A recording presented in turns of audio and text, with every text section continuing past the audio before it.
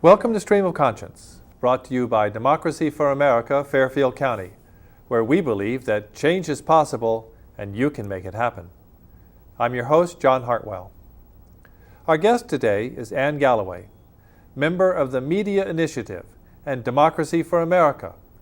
Regular viewers of this show will have seen Ann many times presenting commentaries and book reviews, and we originally planned this segment as a review of a book by Gretchen Morgenson and Joshua Rosner about the role of the mortgage industry and its government backers in the recent financial crisis.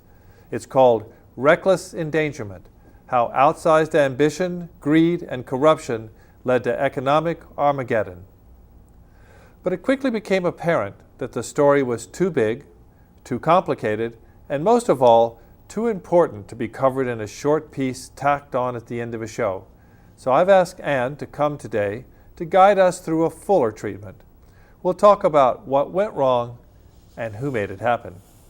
Ann, welcome back to Stream of Conscience. Thank you, John. Nice to be here. So you went on a trip recently and took Reckless Endangerment with you, and you found that the reading was fascinating but actually quite disturbing. It was indeed. Normally I zip through a book in a couple of days. This one was a real trek because there was so much data about how all of this happened, and I'm not a financial person. So I had to work very hard in understanding what had happened. So we're going to walk through some of those pieces, but while you were on the trip, you met someone and he asked you a question that came out of nowhere. Tell me about that. Well, it was an Australian who probably reads the Australian newspapers, and primarily they're controlled by Rupert Murdoch. He couldn't figure out what Occupy Wall Street was all about. And my first reaction was just to say fairness. And the more I read and the more I learned about the details, the behind-the-scenes things, I concluded that it really is very much about fairness. So let's bring this back to the Gretchen Morgenson book and the theme of fairness as we go through and talk about how the mortgage industry contributed to the financial crisis that we experienced and we're still just coming out of. So the first thing we want to do actually is take a look at the big picture. And really what I think we're talking about here is a story of deregulation that has gone wrong. So who are the major players in the deregulation? Well, I guess the best place to start, John, is really with the repeal of Glass-Steagall. And that occurred when Sanford Weill, who was head of Citicorp bought Travelers Insurance. It was something like a 76, when you get to numbers, I'm not real good, 76 million or $1 billion, I don't know. But at any rate, under the existing law, that merger would not have been permitted. So the first thing he did was to put Robert Rubin on his board and also Gerald Ford, figuring he wanted to be sure that both parties were going to be able to collude in this. And they managed, with Phil Graham's work in the Senate, to get that bill through. And it was signed by Bill Clinton. So it was a bipartisan effort. It was a bipartisan effort, and Sanford Weill got the pen with which it was signed. Okay. Now, with the deregulation, there were lots of major entities that we see every day, and they were all involved in one way or another. So the first thing I'd like to do is just simply mention who they were. Okay. We can start with administrative people, the cabinet members and the diplomats, members of Congress, the public-private partnerships of Fannie Mae and Freddie Mac, regulators and bank enablers, and also Wall Street mortgage brokers, all of those. So Wall Street and mortgage brokers, yes. And they're actually slightly two different groups. Yes. So we've got the administration here in various cabinet positions. We've got Congress involved, because they actually set up the laws that govern all these things. We had Freddie and Fannie, which you have already said were public-private partnerships. We had Wall Street, banks, and we have mortgage brokers, and then we had the regulators, and we also had the people who were supposed to be watching them and helping them. Right. We're going to call those the enablers. So within the administration, what are the major groups that we're talking about? Treasury, Okay. Housing and Urban Development, HUD. There was some pushback from the Congressional Budget Office and places like that. They weren't terribly effective, but they did try, some of them. And I would think the White House itself, right? Oh, absolutely. I Yes. mean, diplomats, too, played a role. Okay. And then in Congress, who are the major groups, again, the major players? Well, we start with Graham, obviously, but you had people like Barney Frank, who had a prior business relationship with somebody at Fannie Mae. And Barney Frank was the head of the House Banking Committee. That's correct. And Phil Graham was the head of the Senate Finance Committee. So that's correct. the two major committees there that oversee the financial services industry, the people who were running those committees were deeply involved in deregulation. Yes. Okay. Now in the regulators, who were the regulators that are involved? Well, HUD, for example, is a regulator, supposed to be a regulator of Fannie and Freddie. And under two Housing and Urban Development secretaries, there was an impetus to relax these standards. You also had Donna Shalala, who got involved by buying one of these mortgages later on. I mean, there are a lot of people who wound up taking advantage of this deregulation who may not have been directly involved with regulating. But that's one example. The Federal Reserve, Alan Greenspan was all for deregulating everything. He thought that was a good idea. Okay. And then we talked about the fact that there were investment banks involved. Yes. And a name that's going to come up repeatedly is Goldman Sachs. That's right. And of course, there were lots of mortgage companies involved as well who were pushing for deregulation so they could make more money. And who were a couple of those? Well, Fannie Mae and Freddie Mac were mortgage companies as well as, in fact, there was a whole debate about whether they should be taken fully private rather than being a public-private partnership. Then you had Countrywide, which was a big subprime mortgage lender, and there were a lot of connections between Countrywide and Fannie. Also, KB Mortgage was an interesting one because Cisneros was connected to a venture that they did that wound up going sour. So and Henry Cisneros had been the Housing and Urban Development person in the Clinton administration. That's right. Before he left and went into business with KB. So we have Countrywide and KB Mortgage are two of the mortgage providers, people who actually dealt with individuals who wanted mortgages. And when those mortgages were issued to individuals, they were then sent up to Fannie Mae or Freddie Mac, and Fannie Mae or Freddie Mac actually buy these mortgages off of the mortgage companies and give money back so that the money comes back into business. And then Fannie Mae would allow the investment banks to slice and dice these and create lots of different securities and sell those to the investment community. yeah, well, actually, they did, and we're getting a little bit ahead of our own story here, but at one point, Jim Johnson, who was the CEO of Fannie Mae, became a member of the board at Goldman, and one of the Goldman executives became a member of the board of Fannie Mae. And at that time, basically, the collaboration and, frankly, fraud was ensured. So we have this world that's all interconnected of government agencies, of regulators, of mortgage banks, of Wall Street banks, public-private partnership, the Fannie Mae and Freddie Mac people, and they're all in this together, of course, with people in Congress, and they all have a reason for pushing for deregulation. So let's look a little bit at the background of some of the people who were on the on the government side. And I think you mentioned a few minutes ago Robert Rubin. Yes, he was originally with Goldman Sachs. He then became the Treasury Secretary, And subsequent to this nice merger that he helped Weil institute, he became executive at Citigroup.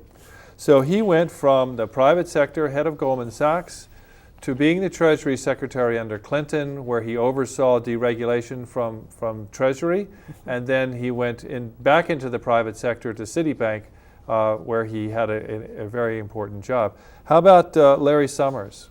Well, Larry Summers actually was somebody that Rubin trained, mentored along. Mm-hmm. He was at the World Bank. He then became Deputy Secretary of the Treasury under Rubin. And then when Rubin left, he was the Treasury Secretary. So he moved from a position with the World Bank, which is another government-type organization. He's an economist, and he moved to the Treasury to work for Rubin. And then when Rubin left, he became the Treasury Secretary for the last year of the Clinton administration. Right. Right. And so he was there as the deregulation that Graham had passed in the Senate became law, and they started to implement it. He was there at the very beginning of that implementation process. Yes, and he's a very difficult person to say no to. Yes, that will he show is. up as the story evolves. Timothy Geithner.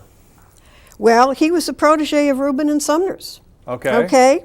And where was he? Well, he was at the Federal Reserve Bank of New York originally, and then he became Treasury Secretary in the Obama administration. In the Obama administration. But when he was at the Federal Reserve Bank in New York, his primary job was to regulate the major banks in New York. So he was supposed to be sitting on them, and that was his job, to regulate those banks.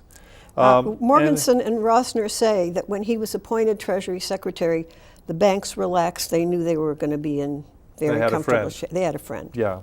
And then, of course, Alan Greenspan.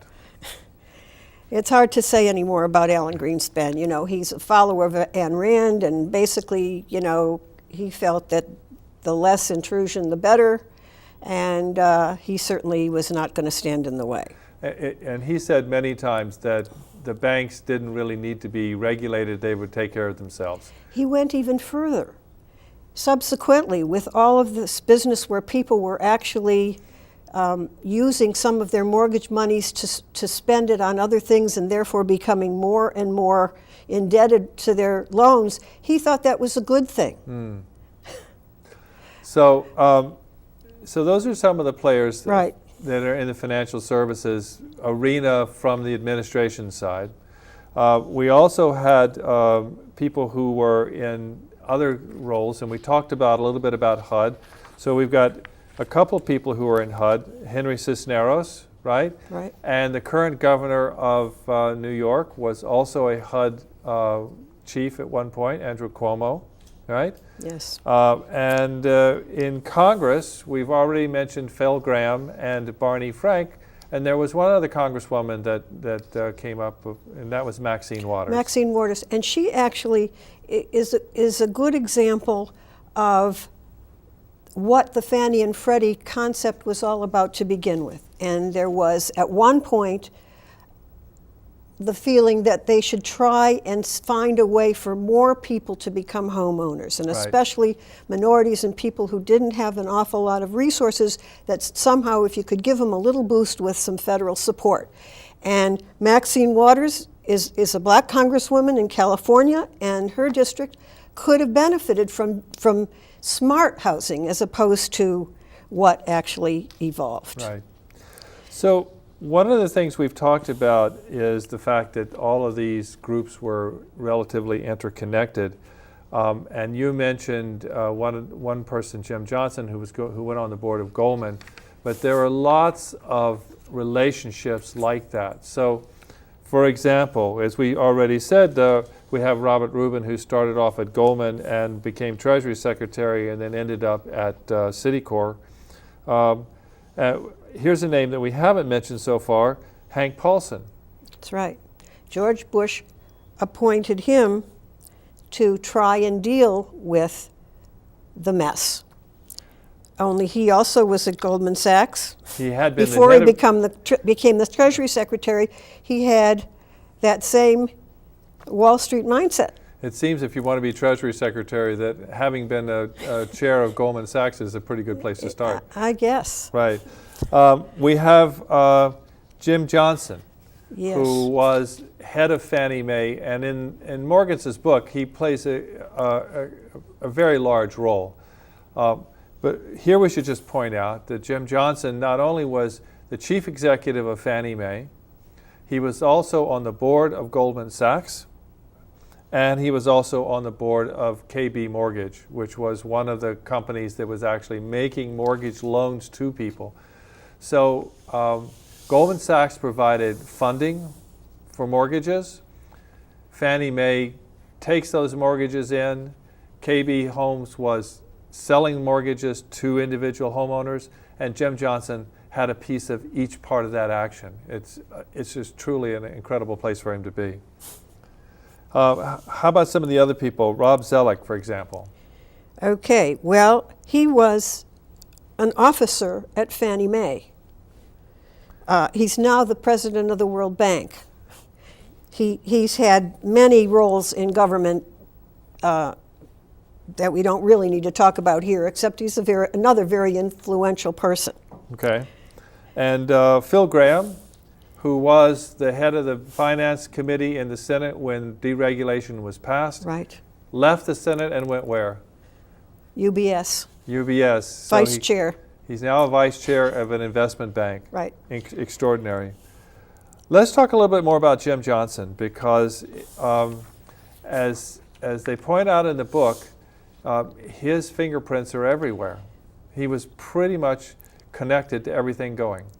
Well, Jim Johnson goes way back in terms of his influence. He was, I believe, Walter Mondale's campaign manager. If John Kerry had become president, he would have had one of the top 2 jobs financially. And he was actually on the nominating committee to help decide on who the vice president ought to be for Obama, but he had to resign because some noise began to be made. That's just one piece. His board membership, you could have 6 people be on as many boards as he, and they would still be influential. Right. In addition to Goldman and KB Home, which you've already talked about, there's the Gannett Company, Target, United Health Group. He has been the chairman of the Brookings Institution and a chairman of the Kennedy Center for the Performing Arts. And as you've pointed out to me, many of the boards that he was on, he was the head of the compensation committee, Yes. and so he had direct influence over how much chief executives and other organizations were paid. That's right. In addition to each one of these boards, you get paid very nicely for those. Let's go to looking at how influence was actually carried through, because there were instances where people were literally paid in one way or another. And so one of them was by members of the elite getting cut rate loans from mortgage lenders. And so here we can see that, for example, Countrywide, under the head of a guy named Angelo Mazzillo, Right. and there was something called the Friends of Angelo, right? Yes. And those people who were friends of Angelo got special deals. Can you talk about that? Well, lots of them got special deals on loans, and many of them are mentioned here. Donna Shalala, Richard Holbrook, Alfonso Jackson, who we haven't mentioned, but he was head of HUD in the Bush administration, and he also benefited. In the Congress, we've got Chris Dodd, Senator Kent Conrad, and also there's just a little kind of digression. Nancy Pelosi's son was an employee of that company. When things started to go bad, they naturally were downsizing and letting people go.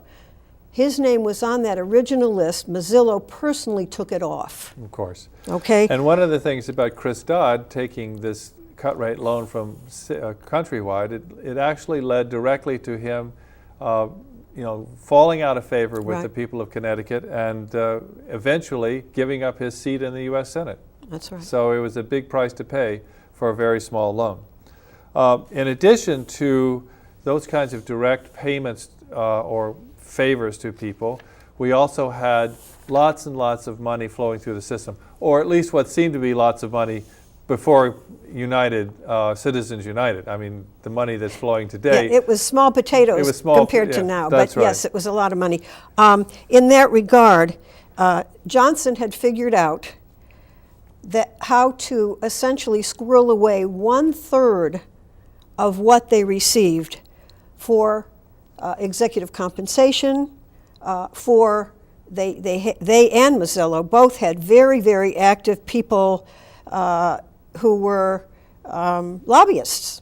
So they had all sorts of money paid for by the taxpayer that were lobbying against the taxpayer's interest. It was shameful. Right. Just shameful. So, and then we have to talk about the ratings agencies. Okay. S&P and Moody's. Yes. What was their role? Well, the book describes it. They were like the bad guys who just looked the other way while everything else was happening. We really should talk about the points here. First of all, even though they missed Enron and WorldCom, and everybody knew that they were still rated highly, like days or weeks before they collapsed, there was no subsequent attempt to determine independently whether maybe they should be rating differently or whether they're even capable of assigning the ratings. And actually, the information that was provided to them was taken at face value. They didn't do any assessment to verify whether it was, or any audit to see whether it was accurate. And some of the more complex mortgage-related securities were so new that they didn't even understand them well enough. And so basically what they were doing was giving AAA ratings to investment securities, which were really junk. Right. And people at the end of the day ended up losing lots and lots of money. So the rating agencies didn't play the role they were supposed to play.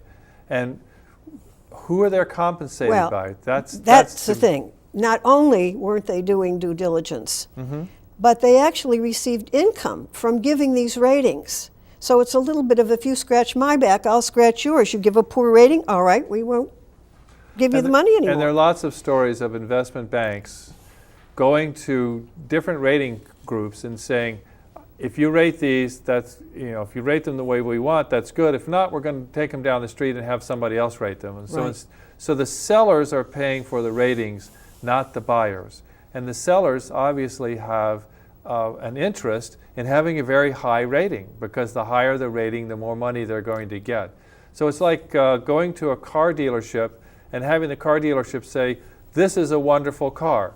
And not going to your own mechanic to say to your mechanic, take a look at this car for me before I buy it. It's a very good example, yes. So the whole system there was shot through with holes. With holes, yes. And we all have fallen through it. Now, some people actually tried to blow the whistle on the Freddie and Fannie situation, because basically what was happening there was that Freddie and Fannie were operating in the private market, but they had an implicit guarantee from the government that if anything went wrong, that the government was going to step in. It was in fact what happened.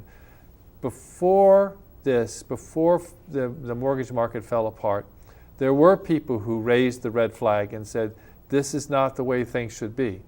What happened there? Well, I can give you, there were several examples, but I'll just give you one. The Congressional Budget Office produced a report that suggested that really the taxpayers weren't getting their money's worth by having this be a public-private partnership, because there were all sorts of special benefits that accrued to Fannie and Freddie. And so they were about to recommend that maybe it should be taken private. Well, Robert Rubin was not about to take a critical report of Fannie sitting down. So he asked Larry Summers and Robert Zoellick to go and talk to the CBO and have them write the report. I'd like to read to you what the director, June O'Neill, said about that meeting. All of us had the same feeling that we were being visited by the mafia. And one participant said, "Nobody has bullied me in my adult life the way Larry did on that one." Meanwhile, Johnson was going door to door in Congress talking about the author of this and suggesting that he was having mental problems. So they really did a job. So in fact, it could have been prevented in some respects. I mean, Fannie and Freddie could have been taken private or could have been fixed. The rating agencies could have done their job properly. We could have had controls in place to stop basically what was bribery of the congressional people by these cut rate loans coming out of Countrywide. But basically everybody was looking the other way. Everyone was taking advantage. And so sooner or later the system blew up. Yeah, those few who attempted to alert people, and there were other attempts as well, were basically just sidelined. In one case, the next morning, somebody in Congress had talked to a few of the congressional representatives. Next morning, the Bush White House wanted that person to be out. So at the end of the day, we've had a financial crisis which we seem to be starting to recover from now. What's happened to Jim Johnson, the guy who was in the middle of this for so long and made so much money? Well, that's a good question. I believe he's still a member of a lot of these organizations, not all. Nothing's happened. He is so well positioned, that nobody's apparently willing to touch him. And even Mozilla, who had to pay a fine, didn't do any jail time. I mean, this was gross theft, fraud. There isn't really much question about it. But the game seems to be totally and comfortably rigged. Yeah. So back to Occupy Wall Street. Yeah. Who are the winners here? Who are the winners? Yeah. Well, I think the winners are the 1%. Oh yes, I agree. I was going to say, should the game be over if 99% is in the other position? The question is, yeah. Yeah. Well, thank you, Ann. This is a book that everyone should read if they have a chance. Gretchen, Morgenson, Joshua Rosner, Reckless Endangerment, and it's an eye opener. Thanks very much for coming in. It's a pleasure. Worth reading, even though it isn't an easy book. It's got lots of good information. Good. Thank you.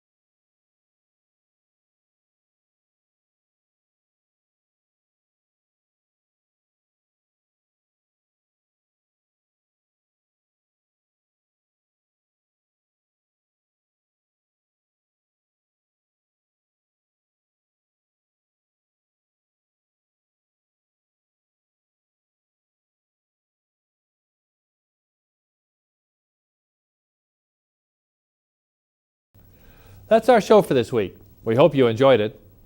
If you'd like to learn more about progressive, grassroots political action, please check out our Democracy for America group.